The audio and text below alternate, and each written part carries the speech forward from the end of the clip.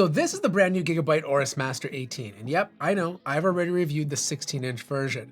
But the 18-inch model doesn't just bring a bigger display, it brings features the 16 can only dream about. It's like the 16 hit the gym, ate its veggies, and leveled up. Now Gigabyte was kind enough to send this over and partner with me on this video, and by the end you'll know whether this absolute unit is worth making your next laptop. The AORUS Master 18 keeps the same bold design as its 16-inch sibling. You still get that aggressive gamer forward aesthetic with tons of RGB, but the lighting layout is a little bit different. There's a slick RGB bar on the bottom front that you can customize to any color you want. And around the back, the AORUS logo lights up with these eye-catching striations that look like it just broke the sound barrier. Build quality, mostly plastic, but it's a sturdy plastic. There's no flex when you pick it up, and it definitely doesn't feel cheap. There's a premium heft to it, just don't confuse that with portability. With the 400-watt charging brick in the mix, you're looking at close to 10 pounds, but the laptop itself weighs around 7.72. Now, unless your daily routine includes deadlifts, you're probably not tossing this in your backpack for class, but it's still manageable enough to haul around the house or to a buddy's place for a proper LAN party. I also love the lid design. It's got this line pattern that feels unique, and depending on how the light reflects off of it, you can really see it. As for ports, this thing has a ton. On the left-hand side, you have your proprietary power connector, RJ45 jack at 2.5 gigabits, HDMI 2.1, USB-A, Thunderbolt 5, and then on the right-hand side, you have two more USB-A ports, a Thunderbolt 4 port, SD card slot, and of course, your audio jack. Now, opening up the lid with one hand is obviously super smooth since this is a heavier laptop. The hinges are absolutely solid. There's a little bit of vibration at the top for like half a second, but it snaps right into place. These hinges feel built to last. So inside, the keyboard deck is massive because while this is an 18-inch laptop, you've got AORUS branding stretching across the bottom, running right through the touchpad. Speaking of which, the touchpad is glass, not that cheap plastic you sometimes see on other premium gaming laptops I've reviewed. And yes, it's mechanical and it feels fantastic to use. Now you do have a numerical keypad on the right-hand side, which is perfect for spreadsheet warriors. Key travel is a nice 2 millimeters, which feels deep and tactile, very satisfying to type on. Now here's where it flexes on the 16-inch model. It's the per key RGB lighting. The smaller version only had 3-zone lighting, but here you can make every single key any color you want. The power button sits at the top, and while there's no fingerprint scanner, you do get Windows Hello facial recognition, which works great. But the real showstopper is this display. Like, we're talking an 18-inch 16x10 mini LED panel running at 240 Hz with over 2,300 dimming zones. Most competitors have about 1,000, and this just stomps them. Blooming is minimal, colors are accurate, and it covers a wide color gamut, which is fantastic for creators. For SDR brightness, it hits around 500 nits, and for HDR peak brightness, it hits around 1,200 nits. That's brighter than most OLED panels and without the risk of burning in. All right, so right now you're looking at the 1080p webcam on the Gigabyte AORUS Master 18. You guys let me know how it looks, and yeah, how do the microphones sound?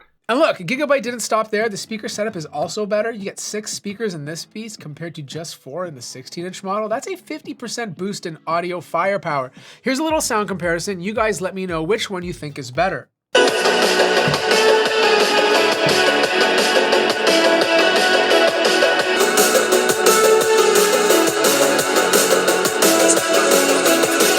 Hard time figuring out how to change the RGB. I opened the system settings or the scenario profile tab, and there was just a bunch of stuff there, but I couldn't see the RGB Fusion software. I was about to give up, but then I remembered that they have AI built into this laptop. So I asked it, where can I change the RGB? And boom, it took me right there. It worked very well. Now yes, the fans get loud, and I'm totally okay with that. I've reviewed a bunch of HX CPUs lately, and let me tell you, they can sometimes run hot. A lot of manufacturers try to quiet things down, but then the laptop starts getting hotter. Gigabyte, on the other hand, said, you know what? Let's let the fans do its thing. It's gonna get a little bit louder, but the cooling will end up being solid. And look, if the noise bothers you, switching to power saver mode makes it whisper quiet. There's also this rumor floating around online that this laptop doesn't have G-Sync. Now that couldn't be further from the truth. It does, you just need to make sure you're using the dedicated GPU. This does have a built-in mux switch, so hop into the NVIDIA control panel, switch it from auto or Optimus to NVIDIA GPU only, and boom, GSync becomes available.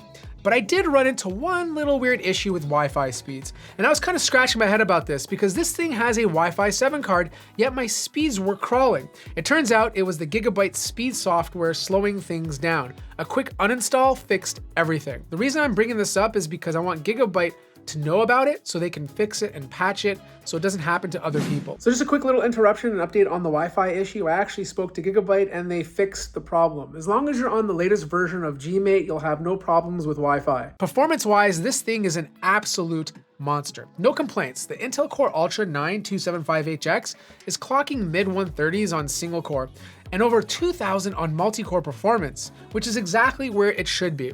Now, whether you're gaming, editing in Photoshop with a million layers, or compiling code, scrubbing through 4K video in Premiere Pro, it handled everything like a champ. But we gotta talk about the GPU, because you can spec this with either an RTX 5080 or 5090. The 5090 does give you about 10 to 15% more performance depending on what you're doing, and you really start to see the difference in GPU intensive benchmarks like Steel Nomad.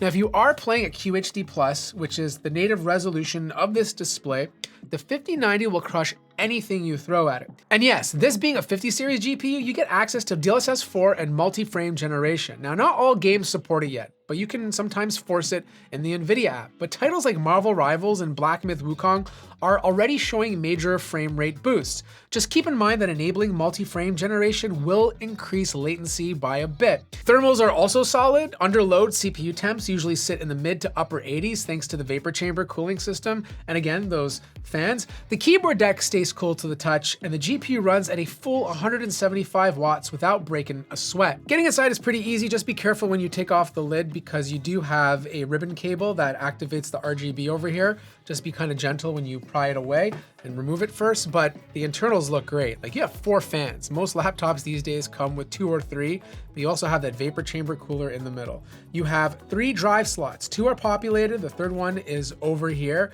and apparently you can do like 6 terabytes of RAID 0 storage if you really want to. Read and write speeds are also good. Swappable Wi-Fi card is underneath here, but the crazy thing is, you have 128 gigabytes, or potentially up to 128 gigabytes of RAM that you can put inside of here. There are 4 RAM slots that you can use. But to top things off, you also have a big 99.20 watt-hour battery. And this got really good battery life. Surprised me actually, over 7 hours using my PC Mark Modern Office test, which is really impressive for a big 18-inch laptop like this. And because of the efficiency gains with these new 50 series GPUs, you can game on this, at least in my Marvel Rivals test, for about an hour and a half before needing to charge.